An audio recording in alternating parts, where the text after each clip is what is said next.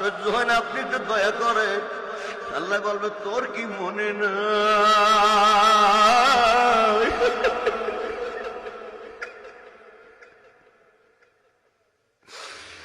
আমি আল্লাহ তোরে ফজরে ডাকছিলাম,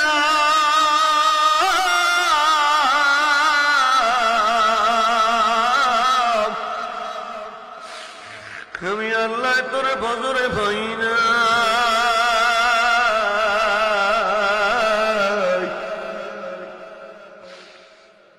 আমি মনে করছি তুই হয়তো বা জহুরে আসবি, জহুরে আমার মুয়াজ্জিন তোরে ডাকছে, তুই জহুরেও নাই। আমি আল্লাহ আসরে পাই নাই, মাগরিবে পাই নাই, এশায় পাই নাই। দুনিয়ায় যেমনি তুই আমারে ভুলে গেছো, আজকে আমিও তোরে ভুলে গেলাম।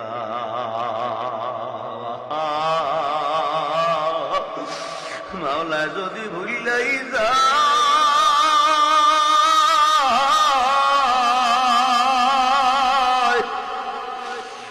উপায় হবে বুঝতে শূন্য মাওলার খবরে যাইও।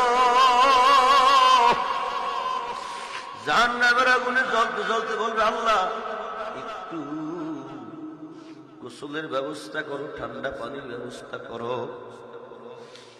আল্লাহ বলবে ওর জন্য কোনো ঠান্ডা পানির ব্যবস্থা নাই। যা ফেরেশতারা জাহান্নামের 3 পদার্থের মিশ্রণে যেই মেডিসিন আমি বানাইলাম এইটা নিয়ে যা।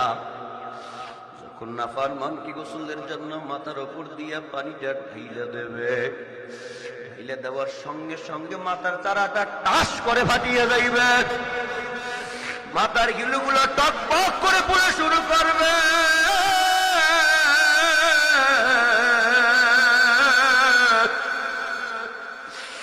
শরীর দিয়ে যে পানিগুলো বাইয়ে বাইয়ে পড়বে, ওই পানির সঙ্গে শরীরের চামড়াগুলো খুললে খুললে ভরিয়ে যাইবে।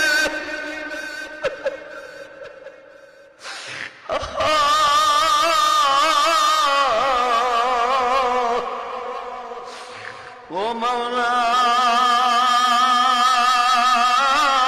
মাফ করে দিও। যে ব্যক্তি মানুষকে নেক কাজের দাওয়াত দেবে সে আমলকারীদের সমান নেকি পাবে।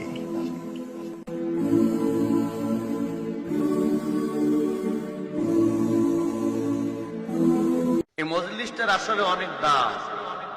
এর দাম বুঝাইতে গিয়ে আল্লাহর পয়গম্বর সাল্লাল্লাহু আলাইহি ওয়াসাল্লাম বলেন, মান সালাকা তরিকান ইয়াতলুবু ফিহি ইলমা সালাকাল্লাহু বিহি তরিকাম মিন তুরুকিল জান্নাহ। যদি আপনার এই নিয়ত থাকে আজকে এই দোয়া অনুষ্ঠানে যাব, এখান থেকে একটা কথা আমি শ্রবণ করব, সেটা অনুযায়ী আমল করার চেষ্টা করব, বাস যদি এতটুকু নিয়ত থাকে, নবীজি বলেন এতটুকু নিয়ত থাকার কারণে তোমার নামটা আল্লাহ তাআলা তলিবুল ইলমদের খাতায় উঠাইয়ে দেবেন। সুবহানাল্লাহ। তলব মানে হলো তালাশ করা, ইলম অর্থ জ্ঞান, দ্বীনের জ্ঞান তালাশ করা। যখনই আপনার আমার নামটা তলব ইলমের খাতায় উঠে যাবে, নবীজি বলেন মান সালাকা তরিকান ইয়াতলুবু ফিহি ইলমা সালাকাল্লাহু বিহি তরিকাম মিন তুরুকিল জান্নাহ। যেই ব্যক্তি দ্বীনি ইলম শিক্ষা করার জন্য রাস্তা ধরে পথ ধরে বের হয়ে যায়, চলতে শুরু করে দেয়, রব্বুল আলামিন তার জন্য জান্নাতের রাস্তাকে সহজ করে দেয়। সুবহানাল্লাহ। শুধু তাই না, নবীজি বলেন ইন্নাল মালাইকাতা লা তাদাউ আজনিহাতাহা লিতাল্লি তালিবিল ইলম। অর্থাৎ আপনার আমার হতে পারি আমরা গুনাহগার, হতে পারি আমরা বেনামাজি, হতে পারি আমাদের বদ আমলের অভাব নাই, কিন্তু আজকের এই বরকতের কারণে নবীজি বলেন আপনি আমি যখন এখানে হেঁটে হেঁটে আসতেছিলাম বা আসছি বা যারা আসবে তাদের পায়ের নিচে ফেরেশতারা নূরের পাখাগুলো বিছিয়ে দেবে। সুবহানাল্লাহ। আর জোরে কন্যা সুবহানাল্লাহ। শুধু তাই না, নবীজি বলেন ইন্নাল আলিমা লা ইস্তাগফিরু লাহু মান ফিস সামাওয়াতি ওয়া মান ফিল আরদ ওয়াল হিতানি জাওফিল মাই ওয়াল হিতানি ফি জাওফিল মাই। আসমান এবং জমিনের মাঝে যা কিছু আছে সব, এমনকি পানির মধ্যে মাছ পর্যন্ত আল্লাহ তাআলার কাছে আপনার আমার ক্ষমার জন্য দোয়া করতে থাকে। লাকা হামদান লাকা শুকরান, লাকা হামদান লাকা শুকরান, হামদান শুকরান গো মহিয়ান, হামদান শুকরান গো মহিয়ান, করেছ মোদের যাতে ইনসান, করেছ মোদের যাতে ইনসান, লাকা হামদান লাকা শুকরান, লাকা হামদান লাকা শুকরান। সুবহানাল্লাহ। আরো বড় খবর হলো, যদি এমন অবস্থায় আপনি আমি মারা যাই, হায়াত আমাদের ফুরাতে পারে কি পারে না? মালিক বলেন, বিসমিল্লাহির রহমানির রহিম,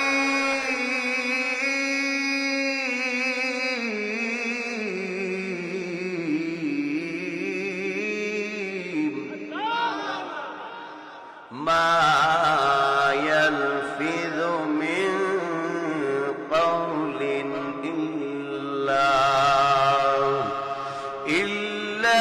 লাদাইহি রাকীবুন আতীদ।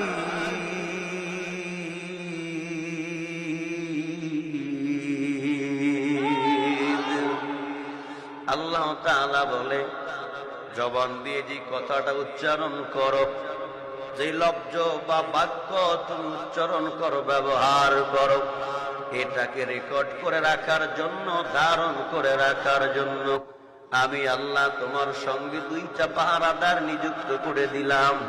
কিরামান কাতিবিনা ইয়ালামুনা মা তাফআলুন।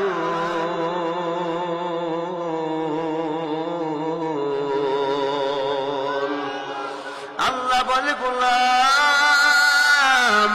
আমি আল্লাহ তোমার সঙ্গে দুইজন পাহারাদার নিযুক্ত করে দিলাম।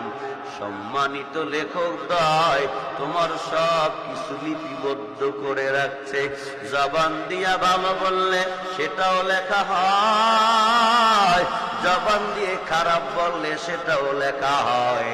আপনাকে আমাকে মাফ করার জন্য রব্বুল আলামিন কিয়ামতের ময়দানে ওসিলা তালাশ করবে।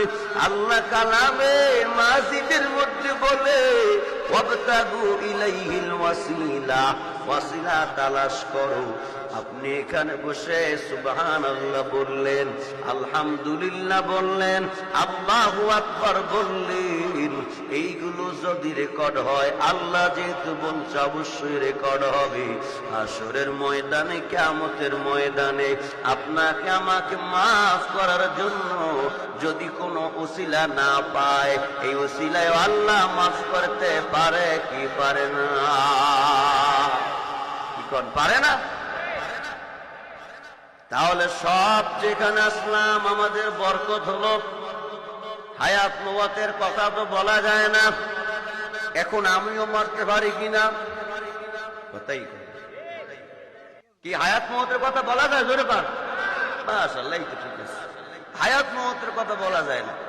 সেটা যদি হইতো, ওই যে শোনেন নাই, উত্তর দক্ষিণবঙ্গে এক শিল্পী টানতেছে, 1 সেকেন্ডের নাই বড় সাপ হয়ে যখন টান মাসে উনি দুনিয়া থেকে বিদে হয়ে গেছে। আল্লাহকে আমি তরিতেই দেখাইলাম, এর হায়াতের কোনো গ্যারান্টি নাই। যদি অবস্থা আপনি আমি মারা যাই, রব্বুল আলামিন আপনাকে আমাকে শহীদি মর্যাদা দান করবে। বাড়ি যেয়ে কইেন সুবহানাল্লাহ। গায়ে লাগা নাই তো, যদি তাবিজের কথা কইতাম, এই তাবিজটা দিলে কাল 1 লাখ টাকার মালিক হইতেন, এরকম করে বড় করে শুনতে আর কইতে মাশাআল্লাহ ভালোই তো। শহীদের ওয়েট আপনি বোঝেন, শহীদদের ওয়েট হইল, শহীদের হাসরের ময়দানে যখন মানুষগুলো উঠবে, সবাই বেকারার হয়ে যাবে। 50,000 বছরের সময় হাসরের ময়দানে দাঁড়িয়ে থাকবে। এমত অবস্থায় রব্বুল আলামিন দুনিয়া যারা শহীদ হয় এরা যে অবস্থায় মারা যায় সে অবস্থায় উদিত হবে, সে অবস্থায় উঠবে। ঢাল ধরা অবস্থায় মারা গেলে ঢাল ধরা অবস্থায় কিয়ামতের ময়দানে উঠবে। তলোয়ার ধরা অবস্থায় মারা গেলে তলোয়ার ধরা অবস্থায় কিয়ামতের ময়দানে উঠবে। ওই অবস্থায় বিনয় হিসেবে আল্লাহ পাক রব্বুল আলামিনের জান্নাতে রওনা করবে। সুবহানাল্লাহ। জনম জনম যদি গাহি তোমারি মহিমা গাওয়া শেষ হবে নাহি। ভরে ভরে না যেন, ভরে ভরে না যেন সাহারার প্রাণ।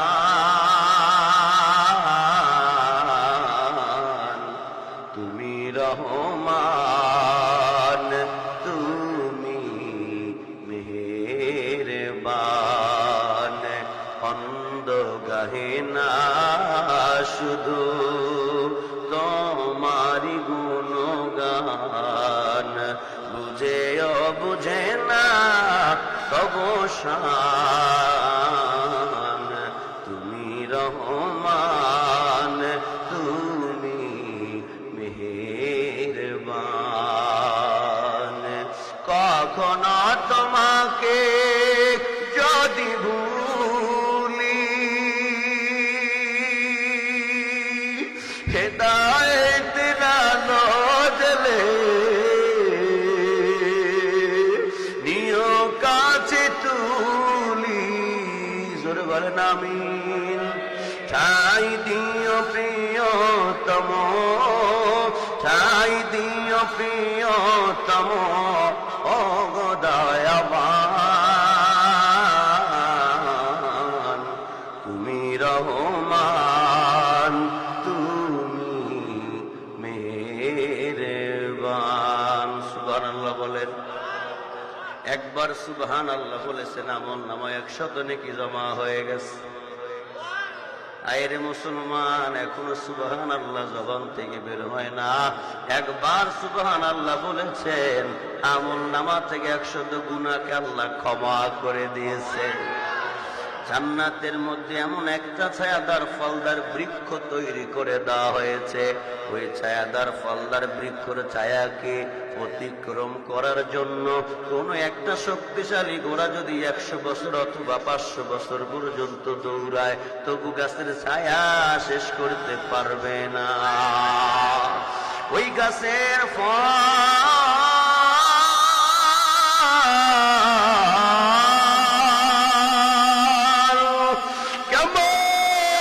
কেমন ফল দুনিয়ার জমিনে আপেলের মজা কমলায় পাওয়া যায় নাকি?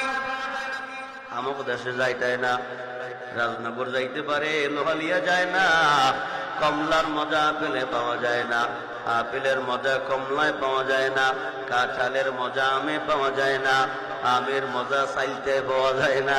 কিন্তু জান্নাতের মধ্যে আল্লাহ তাআলা আপনাকে আমাকে যে জান্নাতের গাছটা দান করবে, সূরা ওয়াকিয়ার তাফসীরের মধ্যে তাফসীর ইবনে কাসিরের মধ্যে ইবনে কাসির রাহমাতুল্লাহি আলাইহি লিখেন, ওই যে জান্নাতের ফল আপনাকে আমাকে আল্লাহ তাআলা দিবে, একটা ফলে ৭৪ রকমের হবে স্বাদ।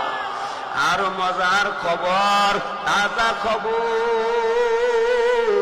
ওই জান্নাতের ফল দুনিয়ার জমিনে যেমন বড়ই গাছ আছে, জান্নাতের মধ্যেও গাছ থাকবে। তবে পার্থক্য হলো দুনিয়ার গাছের মধ্যে কাঁটা আছে, জান্নাতের গাছের মধ্যে কাঁটা রবে না। ওই কাঁটার পরিবর্তে প্রতিটা শাখায় প্রশাখায় সব জায়গায় শুধু ফল আর ফল। আর মজার খবর, আর তাজা খবর, কি সেই মজা! বলে একটা জান্নাতি ফলের মধ্যে একটা ফলে থাকবে 70টা কালার বা রং। আল্লাহ এমন কারিশমা লাগাইবে রে বাবা, এই যে একটা গাছে যদি 1 কোটি কথার কথা ফল থাকে, 1 কোটি ফলের মধ্যে এক একটা ফলে 70টা কালার ভিন্ন ভিন্ন। একটা ফলের কালারের সঙ্গে অন্য কোন ফলের রঙের বা কালারের মিল হবে না। আর জোরে বলেন সুবহানাল্লাহ। এতক্ষণ কথা বললাম, 1 নম্বর বুঝাইতে চাইলাম এই মজলিসগুলোর দাম আছে না নাই? এই জন্য মজলিসে আসা লাগবে। 2 নম্বর, মাঝে মাঝে সুবহানাল্লাহ, আলহামদুলিল্লাহ, আল্লাহু আকবার জিকিরগুলা আমাদের বেশি বেশি করা দরকার। আর আনুষঙ্গিক কথা না বলিয়া আমি আয়াতে কারিমা তেলাওয়াত করলাম। আল্লাহ তাআলা অত্র আয়াতের মধ্যে বলে, ফাআম্মা মান তাগা ওয়া আতারাল হায়াতাদ দুনিয়া ফাইন্নাল জাহিমা হিয়াল মাওয়া ওয়া আম্মা মান খাফা মাকামা রাব্বিহি ওয়া নাহা النفس عن الهوى فإن